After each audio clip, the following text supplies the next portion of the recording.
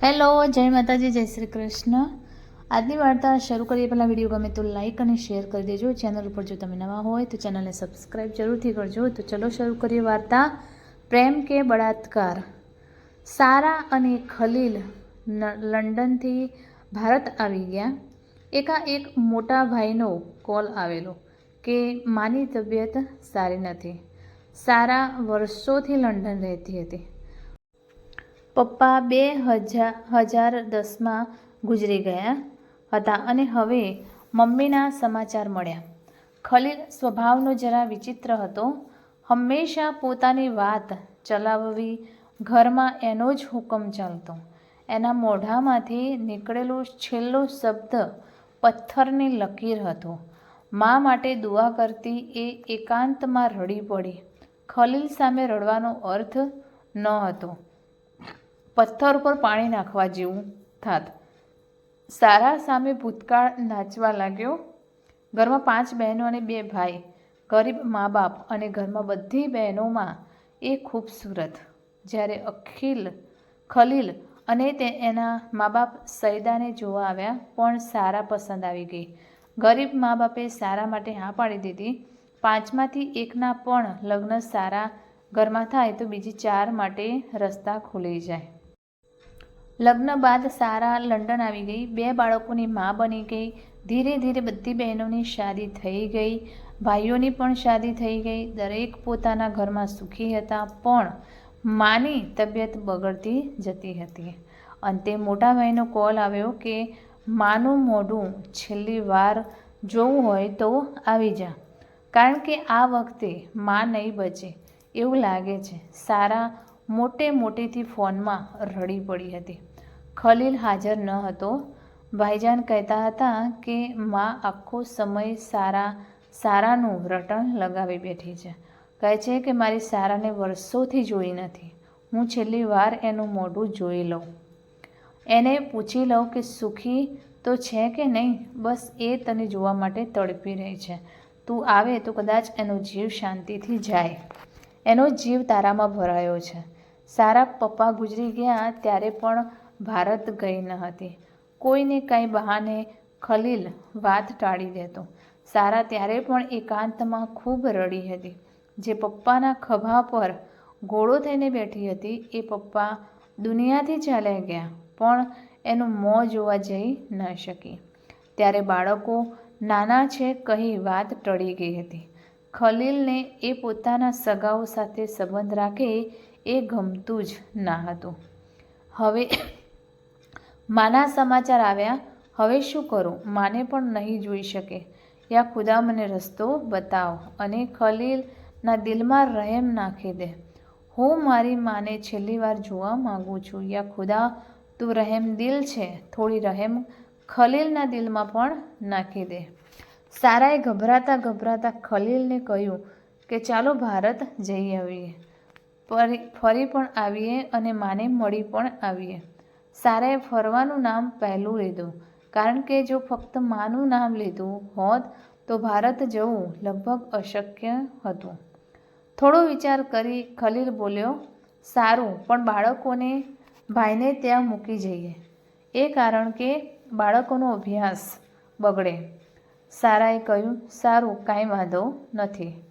સારાએ મુસલ્લો બિછાવી 2 રકાત નમાઝ પઢી, દુઆ માથે હાથ ઉઠાવ્યા, અલ્લાહનો શુકર અદા કર્યો કે અલ્લાહ જો તું રહેમદિલ ના હોત તો આજ પણ ખલીલ માન્યો ના હોત। મારી માની ઉંમર લાંબી કરજે અને એનો વહાલનો હાથ મારા ઉપર કાયમ રાખજે, એને તંદુરસ્તી બક્ષજે। ગળમથલ કરતા બાળકોને ભાઈને ત્યાં મૂકી બંને એરપોર્ટ પહોંચી ગયા। દિલમાં દુઆઓનો દોર ચાલુ હતો। અમદાવાદ પહોંચી ગયા। ભારતની હવાને આ શ્વાસમાં ભરતા સારાએ શુકર અદા કર્યો।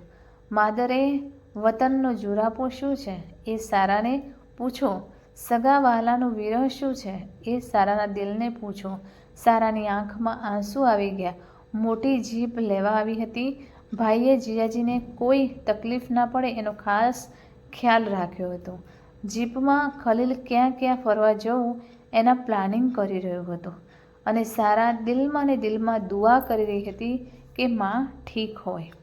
હજુ સુધી કોઈ ખરાબ સમાચાર મળ્યા નથી, એટલે અલ્લાહનો શુકર. 1 કલાકમાં ઘરે પહોંચી ગયા ત્યારે ઘરનું વાતાવરણ ઉદાસ હતું. બધા માના ખાટલાને વીંટળાઈને બેસી રહ્યા હતા. ખલીલને માની તબિયત વિશે કાંઈ ખબર ન હતી. 4 બહેનો અને બહેનોના શહર આવી ગયા હતા. એમના બાળકો પણ હતા. બંને ભાઈ અને ભાભીઓ સેવામાં લાગેલા હતા. માં હજુ શ્વાસ લઈ રહી હતી. સારાએ દોડીને માં પર પડતું મૂક્યું. માં માં માં એ સિવાય બીજો કોઈ શબ્દ મોઢામાંથી નીકળતો ન હતો. વર્ષોનો જુરાપો આંસુ દ્વારા નીકળી રહ્યો હતો. માં ધીરે ધીરે એના માથા પર હાથ ફેરવી રહી હતી અને ધીરે ધીરે ગણગણતી હતી.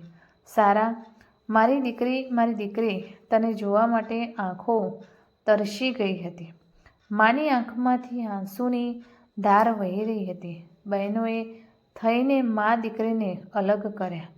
સારા ક્યાંય સુધી માનો ખરબચડો હાથમાં લઈ સહેલાવતી રહી. કેટલા કષ્ટ વેઠ્યા હતા આ માએ 7 બાળકોને ઉછેરવામાં. કેટલી મુસીબત વેઠી. માં તને સલામ. હવે તું આ દુનિયા છોડવા ચાલી. હું તારા માટે કશું ના કરી શકી. કાંઈ નહીં, પણ માનો પ્રેમ સૌથી પવિત્ર હોય છે. એમાં સ્વાર્થની બદબૂ નથી. તને તો બદલામાં કાંઈ નહીં જોઈએ, બસ બાળકોની ખુશી સિવાય. ખલીલે અચાનક એને બોલાવી. સારા જાણે તંદ્રામાંથી સફાળી જાગી પડી. માનો હાથ મૂકી એ બીજા રૂમમાં આવી. ખલીલે કહ્યું, તું આ માટે અહીં લાવી હતી, બરાબર ને?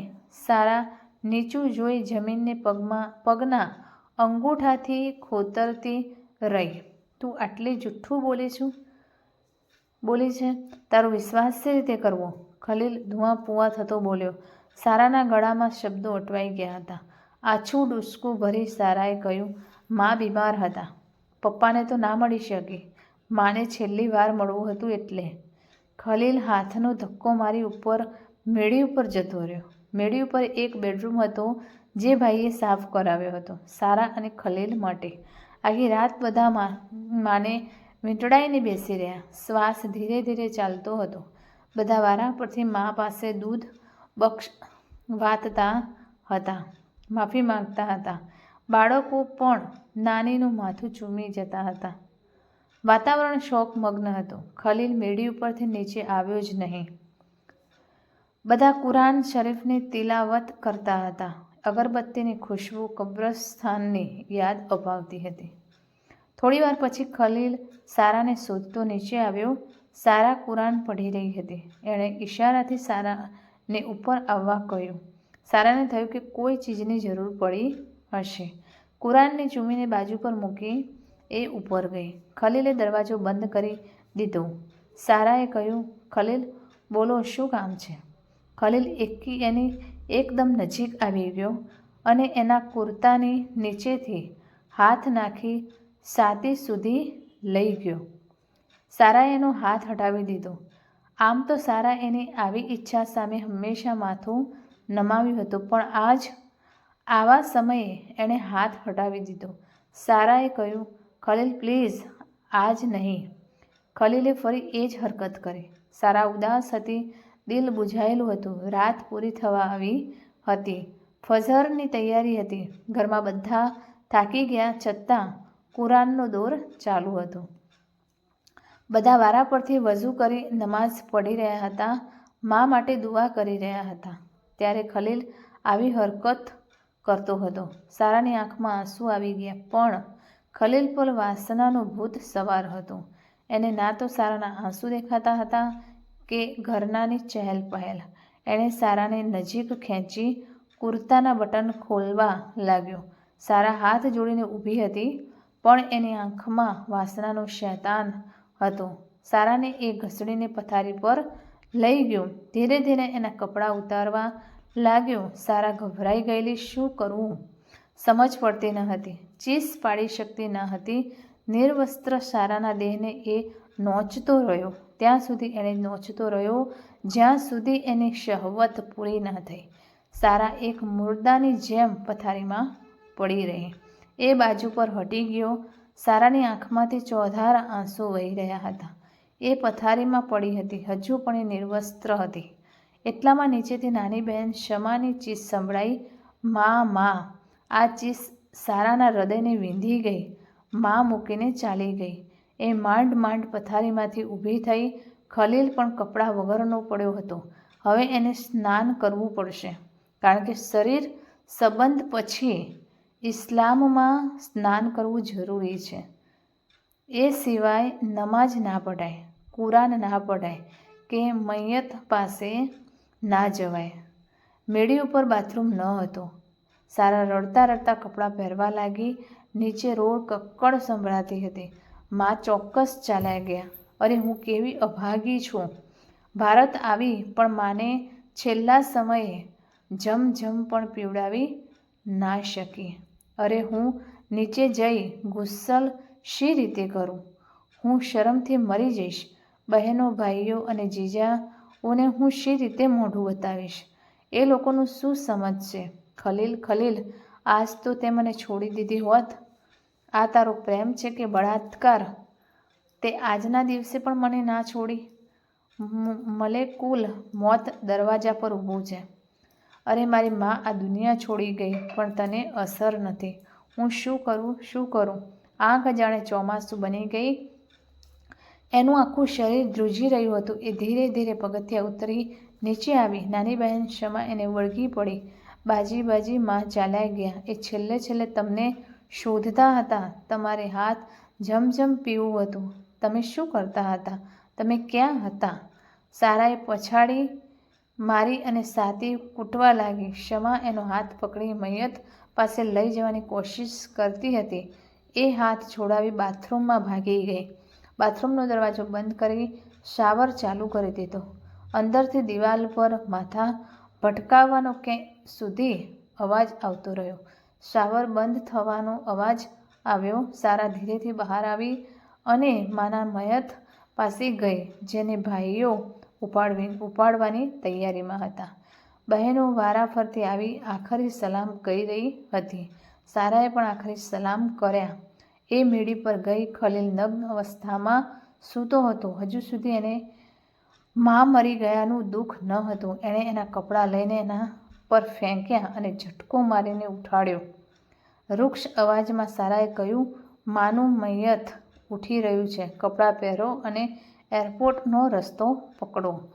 મારે તમારી સાથે કોઈ સંબંધ રાખવો નથી. તમારો આજથી આ ઘર પરનો હક મટી ગયો છે. મારા બાળકોને ભારત મોકલી આપશો અને નહીં આપો તો હું કોર્ટમાં જઈશ.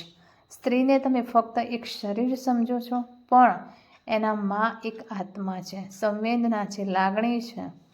એ તમે સમજતા નથી. સ્ત્રીની હા ને હા અને ના ને ના સમજતા શીખો.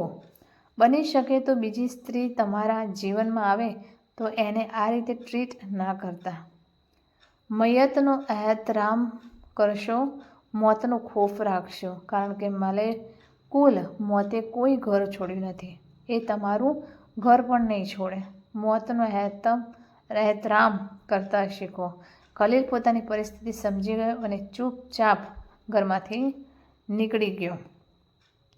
તો મિત્રો, આ કહાની તમને કેવી લાગી તે કોમેન્ટ કરીને જરૂર જણાવશો. અને વિડીયો પસંદ આવ્યો હોય તો લાઈક અને શેર કરજો, તથા ચેનલ પર જો નવા હોય તો ચેનલને સબસ્ક્રાઈબ જરૂરથી કરજો. ફરી મળીશું આવા જ એક નવા વિડીયો સાથે, ને વાર્તા સાથે. ત્યાં સુધી નમસ્તે, જય માતાજી, જય શ્રી કૃષ્ણ, હર હર મહાદેવ. Thanks for watching.